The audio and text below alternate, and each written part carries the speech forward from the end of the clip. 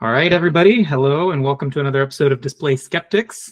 We are finally done with January conferences, so we can get back to our regularly scheduled programming.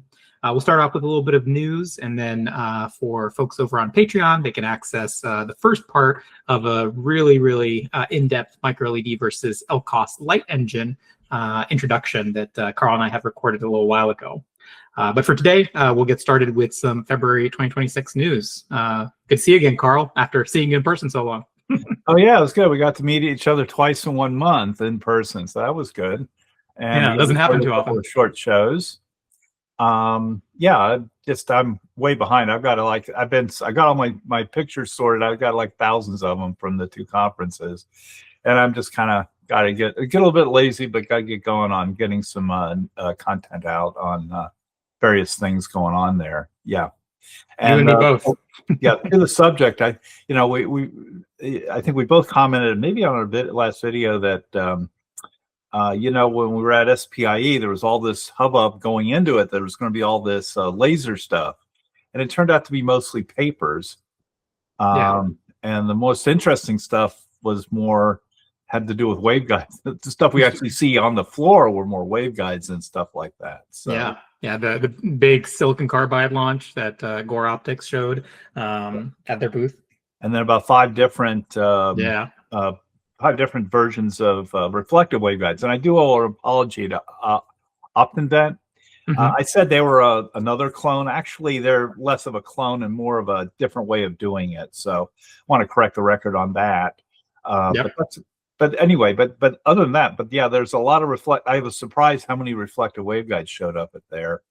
And then Gore Optics is certainly making a push. They were talking about waveguides and stuff like that. So they're pushing. So yeah. Anyway. Well, if you want to see more about what we saw at SPIE, you can go check out this other video. But for today, I think we'll cover maybe 4 of the bigger news stories that have happened within the last month in our industry. I start off with Snapchat, right? This was a pretty big announcement that they've spun out Spectacles as its own business unit. I don't know what you think about that, but I think this, to me, screams a lowered R&D budget now that they have to balance the books in their filings. It could be. It's always they didn't spin them all the way out. And when I first heard, I thought they were spun out as a company. I always call that you throw everyone in a leaky rowboat and throw some money in and say, "Here, you could go away. Good luck." That. So they're still connected to the mother company, but I think they do have a tough problem trying to compete with the likes of Meta, who are spending, as we'll get to, billions and billions of dollars that I don't think Spectacles can match. And there's always the rumor of Apple in the wings. And then, of course, you got Google and what Google's been doing with and Google and Samsung. And there's some new rumors about what Samsung's doing. So, yeah. So it'll be interesting. I mean, I think it does show that they're committed to this segment. For a consumer application, right? For the last 2 years, we've seen just the Spectacles in dev hands. So, unless you are paying, what is it? Something like $100 a month? Yeah, $99 a month. Yeah, you wouldn't even have access to this. And then you have to go through the You don't even own it. I mean, it's $99 a month to lease. The future of hardware ownership, you're constantly renting, right? But this will be interesting. It's a little bit, and I've said this before, and I took some heat from I'm friendly with several people at Snap, but the problem is where does it fit in this thing? Right now, the move is the current move is going from basically glasses up, to go from like the Meta Ray-Ban glasses to add a display to them, and then just barely get over that line. And they're still coming more from they're like building a small HoloLens. In some ways, this is better than HoloLens was, the HoloLens 1, HoloLens 2, but it's kind of in a tweenerville now, where these aren't glasses, these aren't all-day wearables, in the sense that most people would think of these things as big and bulky and whatnot as they are. So and they're certainly I don't think they're going after the commercial market, because there is a market I think that's untapped for that HoloLens left vacant, which is this commercial market. The problem with the commercial market is it's maybe 1 million-ish units a year type market. It's not tens of millions and hundreds of millions for sure. So it's not clear where these glasses fit in for a wear it when you need to. So it's kind of I always looked at it as the Pokemon market, where you're going to wear it while you're playing Pokemon, but then Pokemon I think has kind of fizzled finally.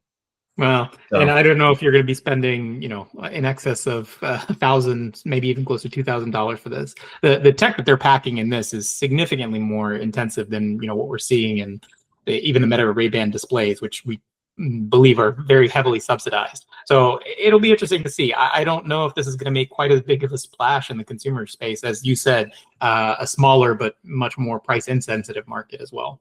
Yeah, it's just hard to see where it fits, what this is probably going to have to sell for versus what it is. Plus, I mean, and I always wondered about this with Snap, and you mentioned in Bullet 2, they're looking at LCOS, but they acquired this LCOS company, Compound Photonics, who never in their whole history, as far as I know, and I was in that business, I never knew them to ship a product in their entire existence. They're around for like 15, 20 years now.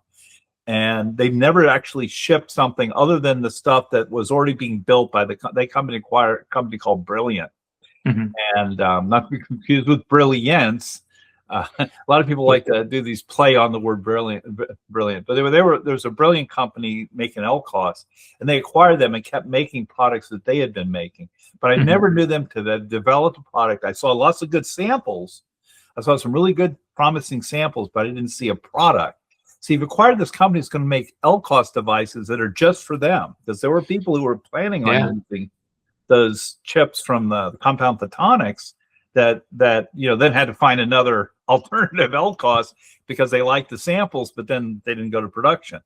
And then of course they acquired the waveguide company Wave Optics, and so you're supporting these two other. So really, it's almost like you got three companies you're trying to support. You've got the LCOS company, you got the waveguide company, and then you got the glasses company. And so that's a whole lot of stuff. It's very ambitious for a company that doesn't have the big bucks of the Googles and the Samsungs and so forth. Yeah, I'm wondering if we're not going to see something similar to what we saw with the Meta Ray-Ban displays, where yes, there was obviously acquisition in the space to get the LCOS and the waveguide expertise in house, but the actual product is maybe a little bit more commercially off the shelf, right? With engineering input from Snapchat and their teams, but maybe Gore Optics sees a big input here into these as well.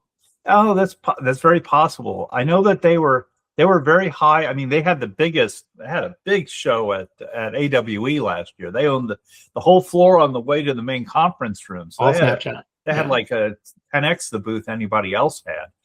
And so they made a big show at AWE, which will be coming up in the middle of the year, about June. They made a big show, and they were very positive on their developments and stuff like that. But it's just tough to see how they're going to fit into the market. And I'm not trying to be mean on them. I'd like to see them do well, but it's just hard to see how this fits as a product. But it could be that they could change. They said they were real high on their Compound Photonics stuff, and they were real high on their waveguide stuff. I don't know what they do if they, shut those.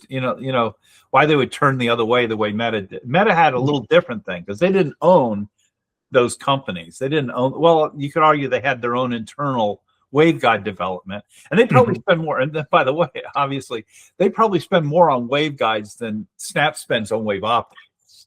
Right. I don't think they spend anything on LCOS. I think their hope they may have some money. Well, they spent a lot of money. Actually, I take that back. They spent all that money on Plessy, and we now know that. And then they kind of moved on from Plessy. Now Plessy's still going, as we talked about last time. Yeah.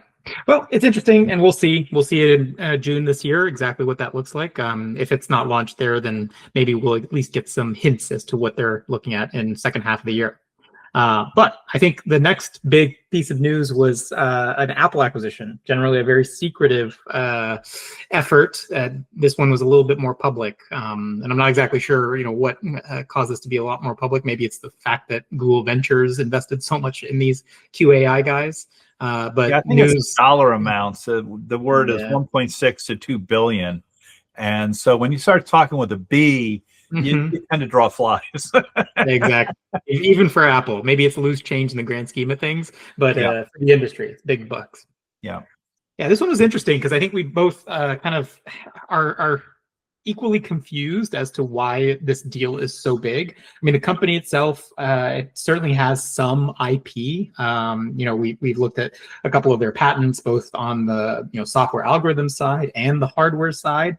But it's not like you're acquiring hundreds of employees in this space. You're not acquiring hundreds of patents that are non. It's like 100 million per employee or something. Yeah, which in .ai terms maybe is is a bargain, but I don't know if that's the case here. Yeah, and I'd like to point out I include this figure from the patent, the Financial Times, which I believe is paywall. Mhm. But I went up and looked at direct patent art, and it's like, well, it's really focused on the user. It's really on they got like cameras and talk about doing coherent light and stuff like that. And there's pictures. It's an interesting patent or Mhm. patent application, I should say. It's not a full-fledged patent, but they talk about aiming at the face and whatnot, and based on watching your face movement, it can tell what's been going on for the what your person's saying and whatnot. But doesn't seem as interesting. When I first heard it, it said, "Oh, it's face recognition and speech recognition." I thought, with nonverbal, I thought it was going to be cameras outward facing at other people, and you were going to be able to lip read people. Now, it may lead to that, but Yeah. that's not what the patents are saying anyway. Yeah.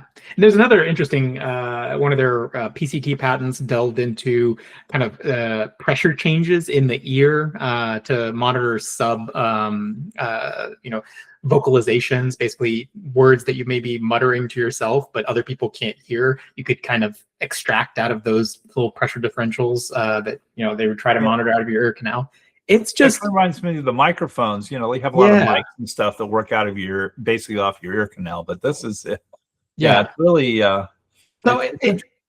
I think you're right. It made news because of the dollar amount. I don't think, what I caution everybody is don't expect this in any of the upcoming Apple glasses, which if there are any, I don't know. Carl doesn't know. But this is just foundational tech. I think the QAI guys actually sold another company at Apple in 2013, which was some of the initial software for Face ID. And that didn't show up until 2017. So this is a long, long integration cycle. Yeah, but maybe also something else that they talk about in the patents and elsewhere is they're trying to figure out, and I included a little blurb from their abstract in there, but nonverbal stuff, but they're also talking about tracking your medical state and whatnot. That's another theme that goes on with some of these people doing eye tracking and all.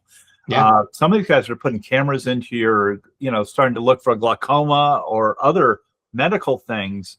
And so that has a real appeal. I mean, we see that with the watches. That's one of the things that made the smart watches take off, was everybody monitoring your health, starting health monitoring. That became a known benefit, a big benefit. Selling point. The idea of being able to tell when you're in a noisy environment and recognize that seems more like an industrial problem, like you're on a machine floor.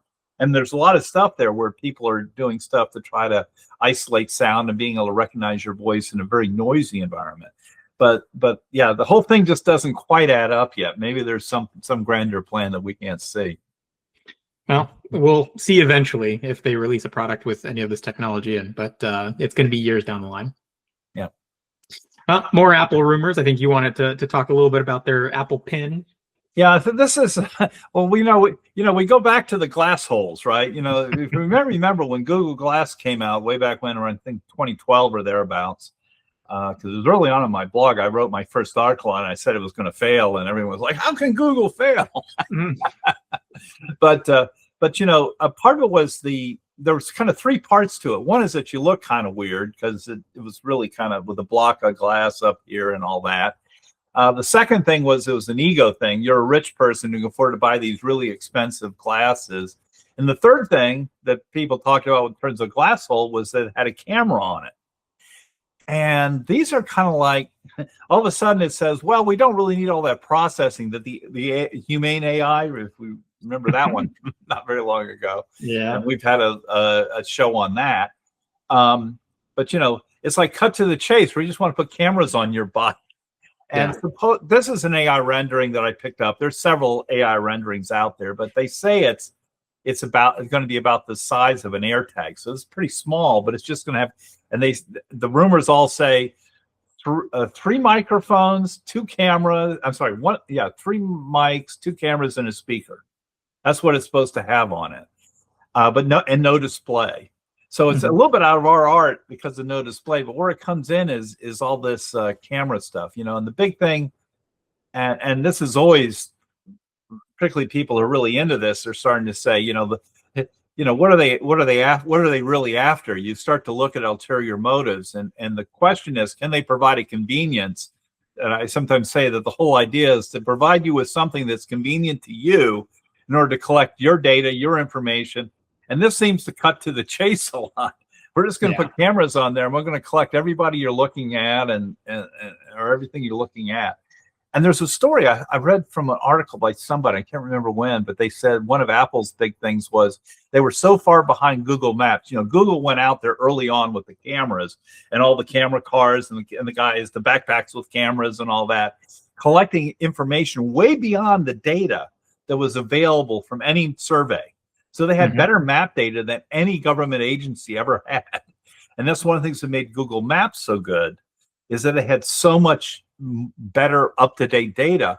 Whereas I believe Apple relied on, I forget the name of the company now, but it was one of the Open Maps or something like that. No, it was one of the companies who had a but they relied on a map database, and turned out their map database wasn't very good. It wasn't, that map database in turn relied on government maps. And the problem was those maps were not as accurate as Google Maps. And so Apple kind of fell behind. So one of the stories goes, and you don't, being a former Apple guy, you don't have to confirm or deny, but one of the stories is that they really needed better information on the world. They wanted to really be able to map the world better. And so they needed cameras out there. And so Apple really wanted to get out-facing cameras on people, from glasses to everything else.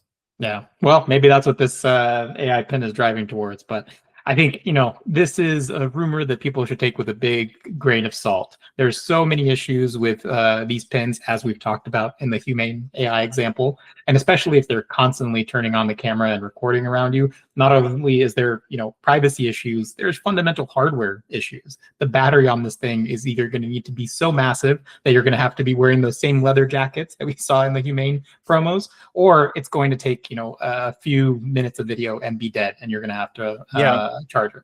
That's a good thing from your teardown of the Meta Ray-Ban displays. You found that the cameras were taking more power than the display was. Yeah, exactly. It's 2 watts of power consumption for a 12 megapixel camera almost. And so, imagine that with spatial video like this AI rendering shows. It's going to be very, very challenging to have a small form factor that actually does what people think it's going to do.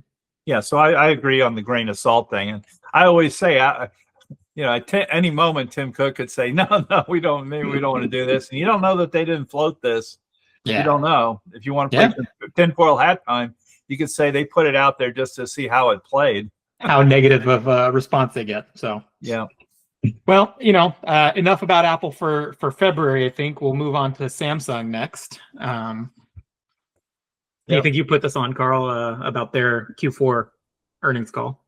Yeah, this just came out. So this is really pretty fresh since our last call, the 29th or thereabouts. They came out and indicated that smart glasses were dropping, and they were going to drop in 2026. I was also interesting in that same sales call. They said that there's going to be a decline. In that business segment, smartphone sales has declined. Yeah, and part of the excuse they made was that there's not been enough really new models, and without a new model, you don't have a surge to buy new stuff. But during the call, Sung Che, this is a quote from him, but basically, this guy is their mobile experience MX division, which is yet another number in here. But they're talking about next generation glasses. And I've got that from several sources, plus that you're able to get the transcripts available online. And he does say this. And, now there's another set of rumors. So we've got rumor on rumor. So based on that, there are rumors that there could be displayless AI glasses. These get confused a lot, and a lot of people, what people call AR, I know there's the AR, there are kind of the AR purists who think you've got to have SLAM and this and that and the other thing. Basically, the snap glasses are AR, and that so-called smart glasses are something less than that. Some doesn't have SLAM, just has displays. They like to call them HUD glasses, but nobody likes the word HUD glasses. It also gets confused with automotive HUD. So nobody likes that word. And they don't, the people who are AR purists don't like the word smart glasses because that almost is a better word than AR glasses. It sounds better than AR glasses. So they don't actually like them called smart glasses either. So they'd rather call them HUDs, but nobody's picked up on that. Anyway. Basically, a camera and some speakers in 26, and then maybe a display in 27. Yeah, but it could be 26. The way it sounded from the way they presented it, that there'd be displays in 26, but the follow-on rumors suggest that it's actually a AI glasses and they call them AR. And so, see, I think you could find that some people will call Meta Ray-Ban displays AR glasses because they're augmenting something. You know, they're augmenting your audio. They've got AI with them, so it's a little hard to know what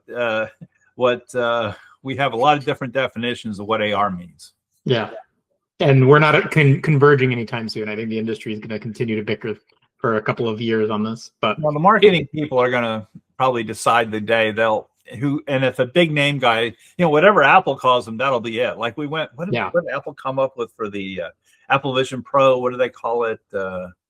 Something computing, spatial computing. Oh, spatial compute. Yeah, exactly. Spatial computing. All of a sudden, now because Apple Vision Pro really bombed, didn't take off as well. But like we're still stuck with holograms. We're still stuck with people who have stereo glasses or binocular glasses, still calling those holograms. Although that seems to have died off a little bit with HoloLens kind of going away.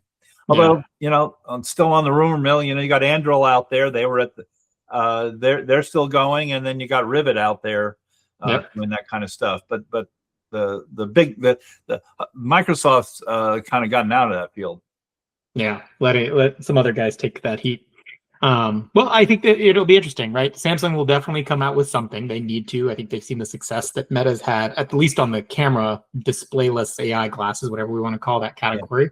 And they see an opportunity for growth. So let's see what they make. And hopefully they add a display. As a display guy, I really want that to be the case as soon as possible. Yeah. All right. And we'll finish off on, kind of what we say every single time. Meta losses mount. Yeah, what's going on here is, and this is once again, this is the earnings seasons. Basically, in January, the end of January, you give your big corporations in the U.S. give their financials for what happened in fourth quarter last year. So this is basically they call it a fourth quarter's earnings report. And in that report, and I don't know if this was compiled by one guy or not. I've given the link on LinkedIn. Because I've seen this chart a couple of ways, so I don't know if somebody compiled the data out of it or whatnot. But that's why I'm trying to attribute where I got this chart from. But you kind of see how by the way, the red. This is a revenue Reality Labs segment related profit and loss, revenue and loss. So the blue line is the revenue. The little blue things are the revenue, and that's almost all VR. Maybe a little, and I don't know if this includes the AI glasses. It might, but the blue line is the revenue, and the red line, the big bar graphs going below the line are the losses. So yeah, it shows for like last year they lost $19.2 billion. So and then of course I think this made the news even earlier. There were going to be layoffs, and I think with that, officially in January, they announced that they're going to lay off 1,500 people from the Meta Reality Labs division, which is about 10% of the people. So they got the other way you look at it, it's glass half full. There's 13,500 people with pretty well-paying jobs working on hardware in the U.S. Still left. So you could say 13,500. That's way more than anybody else probably has on the project. Yeah, has on their whole thing. But I think the interesting thing for them is, and we know that the money and the story is they're basically pooling their money. Not that Meta needs to that much, because Meta still pouring off a lot of money as a corporation, but a lot of it's they're focused on AI, and of course Apple is also kind of seems to be running towards the AI. They're doing things. They did a deal with Google and stuff for it. So there's a lot of stuff in the AI, and good, better, and different. The smart glasses market has intertwined between AI and because I don't see anybody doing glasses right now who doesn't have AI somewhere in what they're doing. So everybody's kind of latched onto that as a theme. But yeah, Meta's moving that way. But it is kind of interesting to see how it's going. It's also, as I said about the glasses, it's interesting how they're spending all this money. And yet when push comes to shove, the glasses had Lumens waveguides.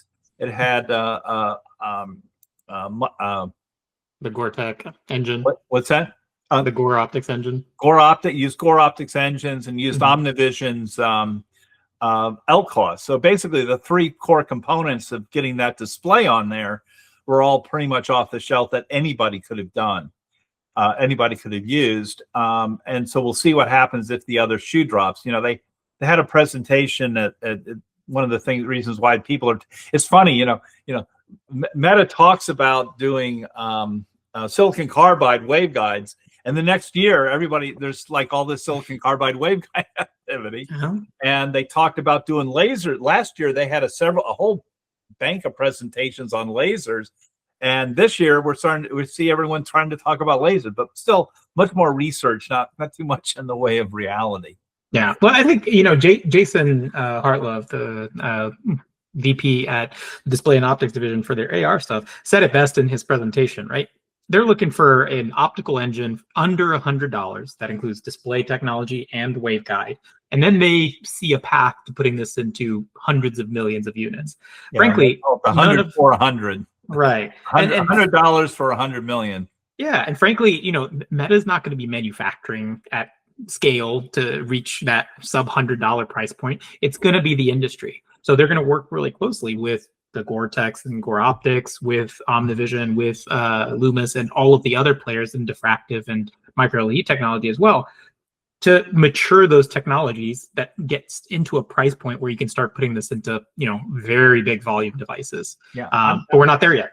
Yeah, I'm not a big fan of. I always think, and I'm from the Steve Jobs generation. He and I are about the same age, and I came up through all that. I was working on video game chips and stuff like that. I did one of the first Sprite chip and all that about the same time he was doing Apple, and so I've seen all that. But one thing about Steve Jobs, he always said, you got to have profit in this thing. Apple was always a very profitable company up until the Mac. Then they kind of, when he had visions of grandeur with the Mac, the Mac almost drove the company under. Despite it's kind of retcon history, and the fact that it lived today is amazing. But really, the company with the Apple II and whatnot was making gargantuan profit and whatnot, whereas all the other computer companies were losing money. Yeah, and it's sort of the same thing today. I mean, Samsung, their problem is that they're they're making more than anybody, but they're not enjoying it. Whereas Apple always makes it a profit. So Apple was kind of this company that always sold at a profit their stuff at a good margin. They historically sold at good margins, and they didn't chase after the largest volume. Yeah. And I think the 100 for 100, I think we're putting the cart ahead of the horse. I think we've got to get, I've got, as I always say, I have a closet full of glasses right now. And so mine are free. I always say the phone is free. A smartphone is free because I'm going to have one. So you can assume it's in you assume anybody that's going to wear these glasses has a smartphone. So you got to then deal with the fact that, if I have those, why am I going to put these on? I've got Meta Ray-Ban displays. I didn't tear mine up like you did. Not yet. Not yet. But no, I still use them a little bit and all, but I don't know why I would use them except to study them right now. There's not a lot of good applications for it.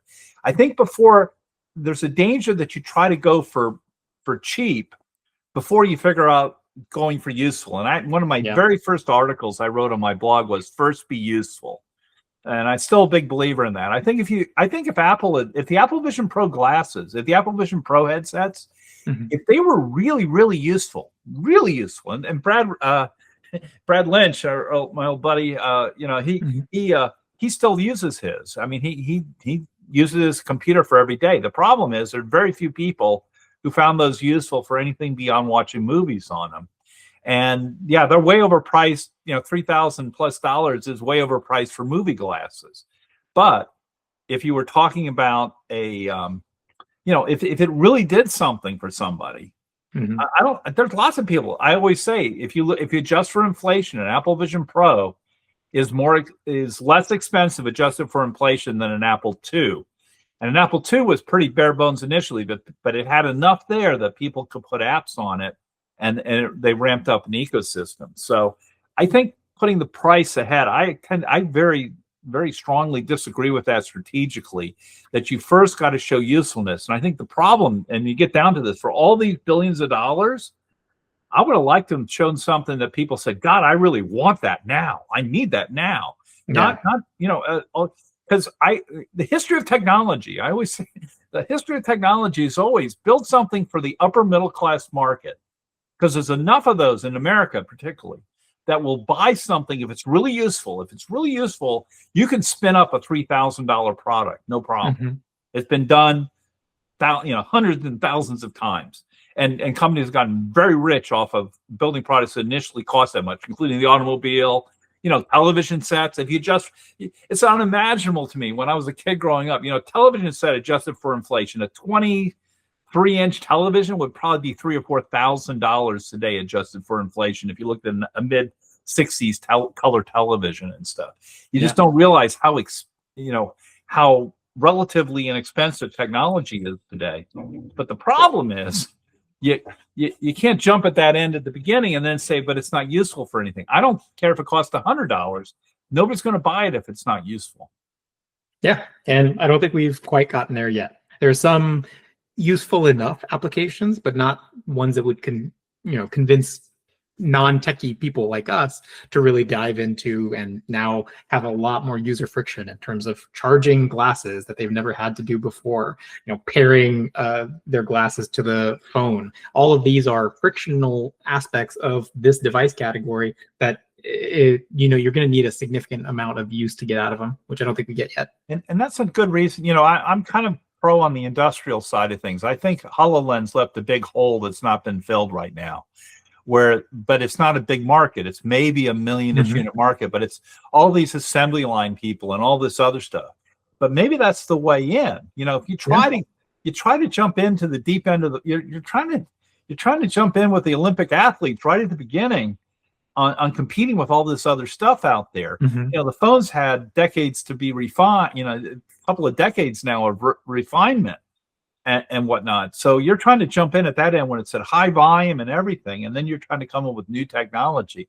And I think the danger is if you go cheap, you never solve a problem. You're not going to take enough steps, because volume will solve it. I mean, if you can make these things, and I think this is even true of the Lumens waveguides. Lumens gets a lot of knock for being unmanufacturable, and I say, well, they're getting some help now that they're in the meta, but part of it is, it's a lot of layers of glass and a lot of coatings, and people talk about all that, but it's not like semiconductors is hard. Right. It's not semiconductor hard if you've ever worked in semiconductors. So it's kind of like, one thing they need is somewhat volume and push to get that thing made. So I tend to look at it that way, that if you could push on it hard, that some things are just a matter of get the volume there and the cost will come down because you'll perfect the technology. But if it's not useful from the get-go, it never gets the virtuous cycle going to ramp it up. Yeah. Well, we're going to continue monitoring for any useful devices here over the next year. And, if there's any that come out this year, they're going to be here first. Okay, then. Cool. Well, we'll dive into some of the technical topics after this. Thanks again for watching. And we'll be back in March with the next month's news cycle. This time, Carl and I will chat about the differences between micro LED and LCOS, especially in the context of using 2D pupil expanders. We're trying to be a bit educational here, and I like to start with giving the physics or the background or whatnot. Our name is Display Skeptics, and I like to say that we're skeptical, but we're not you've got to be open to new ideas as well. But the issue is you got to look at the fit. The difference between dreamers and doers is doers see a way to solve the problem. Dreamers just say, well, it must happen. And I think that's part of the problem, as we're going to talk more about with micro LEDs, that a lot of it's just you wave your hands and say, well, it's going to be. Well, there's a lot of roadblocks in the way, and that's what we're getting into. Too many dreamers, huh? Yep. So let's talk. First, I want to talk a little about real-world AR contrast. So we're mostly here talking about see-through glasses. So I won't quibble about whether they're smart glasses or whatnot. I kind of lump everything that's optical see-through under the AR label. Some people take exception to that, but it's just that's the way I came through this in the last 12 years. Anyway, but it's important to note that first of all, the contrast of the display, the net contrast of the display, is roughly 1 over the sum of the contrast, 1 over the contrast of the device plus 1 over the contrast of the optics. So basically, if the display contrast is infinity, well, then the optics dominate. And because we have this is the problem we have with micro LEDs. They say, well, it's infinity. We get black, that's 0, it's black, it's off. But then you're limited by the optics. Right. And so really when you look at and then that's just the contrast of the display. Then we have to talk about the contrast of the final system, you looking through something.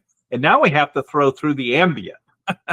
And now the ambient dominates that contrast equation so much so that pretty much the contrast, unless the contrast display is pretty bad, it doesn't even factor.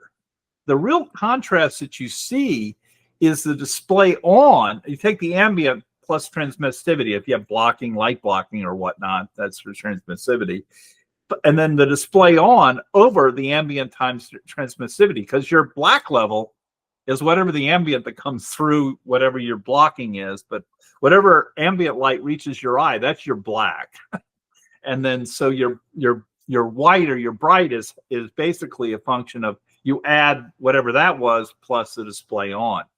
And so what ends up happening in this equation basically reduces to the fact that display on, the brightness starts to really become the brightness is your contrast. It's really bright. It's really the brightness of the display over ambient is really what counts. And of course, we've seen, and we talked about Google Glass earlier. They had about 81 contrasts from what I remember. That's getting pretty bad. And then even in ambient light conditions, you see a lot of stuff. Now I measured the Meta Ray-Bans, and they're about 600 to 1. At 600 to 1, if you're controlling your ambient light, if you're ambient light sensing and controlling it well, it gets very hard to tell. You really have to make the display really bright for the ambient conditions to start seeing a picture frame at 600 to 1. Your eye is hugely dynamic. And so, but the reason why most people don't see anything is because they're constantly doing. As a matter of fact, in our experiments, we've gone through the pain of trying to keep the display brighter. I think that's not probably an accident that they're automatically. If almost anything happens, they revert back to their ambient. You can. They try to make the life of people like us harder by having very efficient ALS.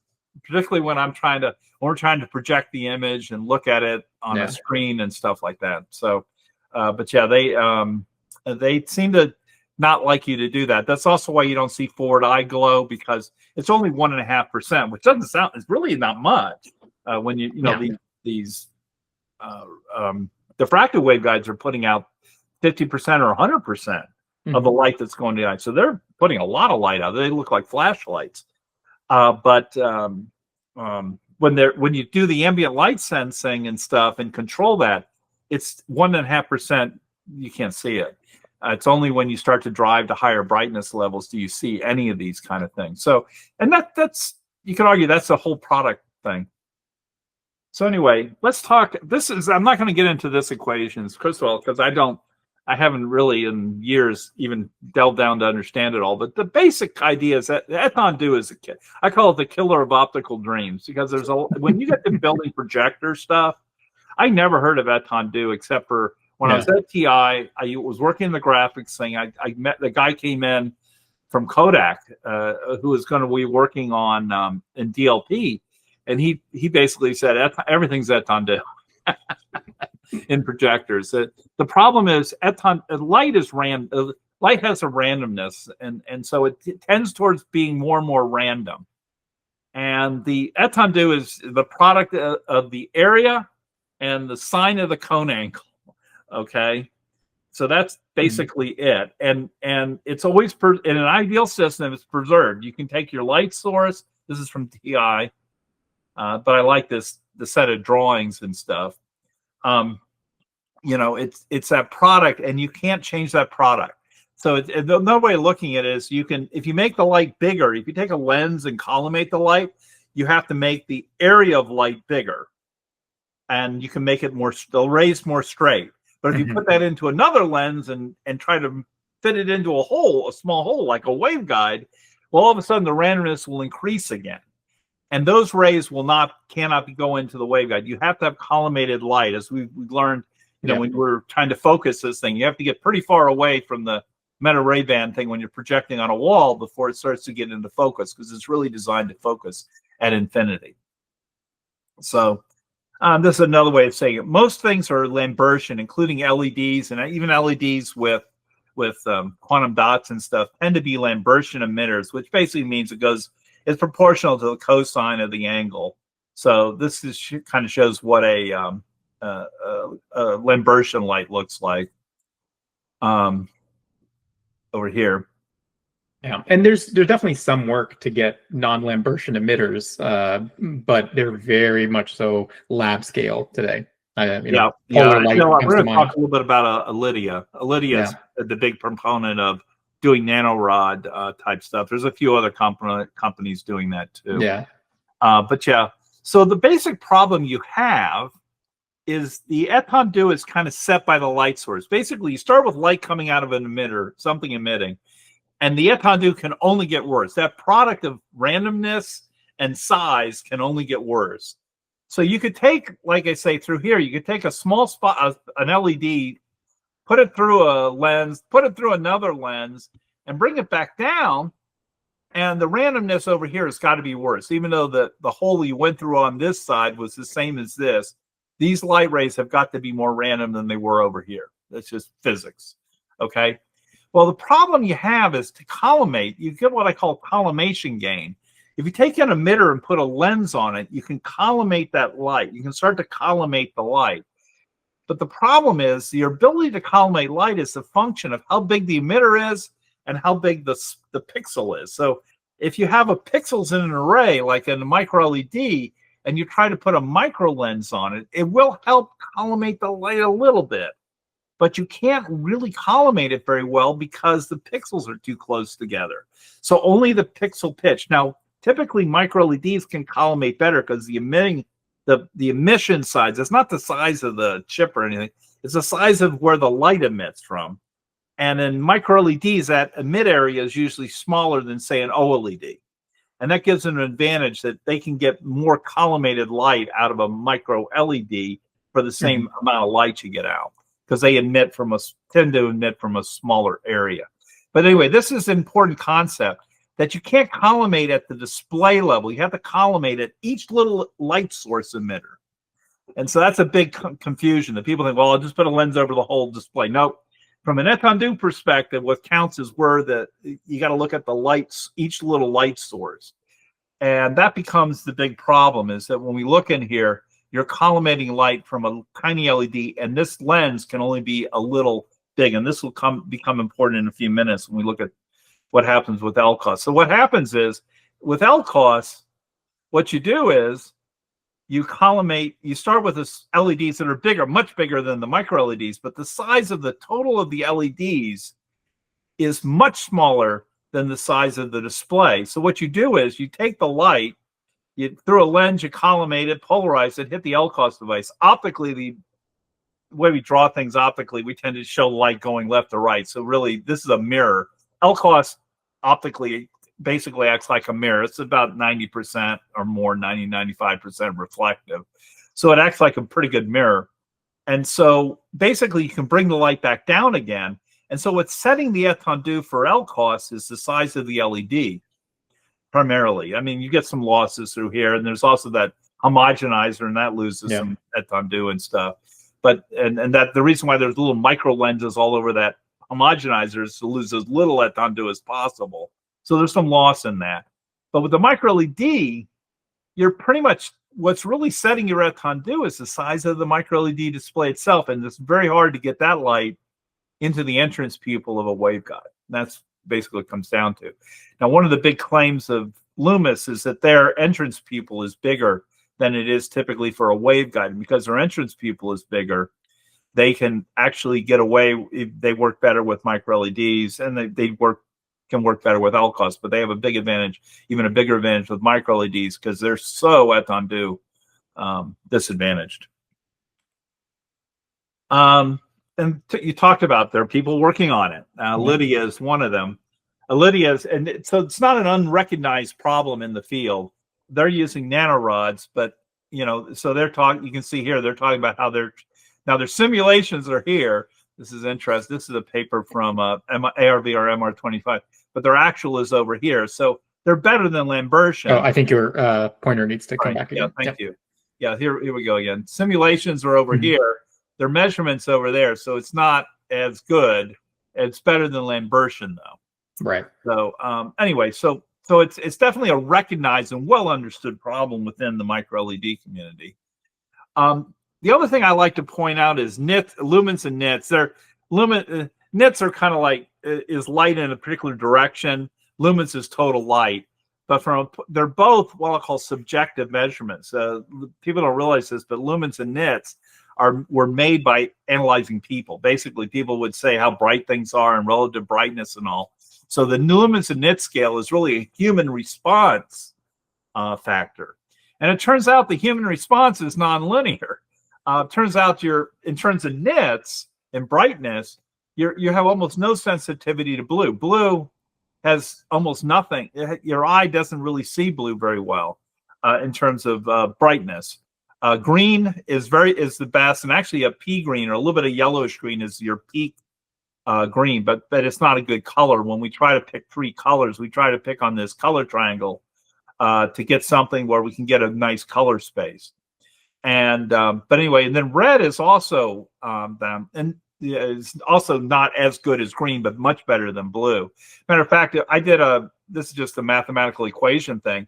But if I white balanced and I assumed a red of these are wavelengths, you have to assume a wavelength and all. These numbers will shift a little bit, but not a lot, depending upon exactly what wavelengths you pick. But this shows if I had the same light power, and it turns out it's interesting for white balance with those wavelengths. It turns out you use about the same amount of light power. 36% red, 34 red, 36 green. So it's almost the same amount of power. Light. This is light energy, not watts going in. This is photon watts, light watts. It turns out that still about 28% of your light comes from red, 68% comes from green, and only 4% of the nits come from blue. There's just no light in blue. This is also why I always say in transmissive displays, you can't put up blue. Blue is invisible. Blue might as well be black. It's clear. You have to add some green to it. So most of the time you'll see people use cyan displays. They'll put cyan. People think of cyan as being light blue. It's really blue plus green. The green provides the nits, but the blue shifts the color. It's kind of weird how that works. But you need some green in the blue in order to see it, and almost anything you do in transmissive displays.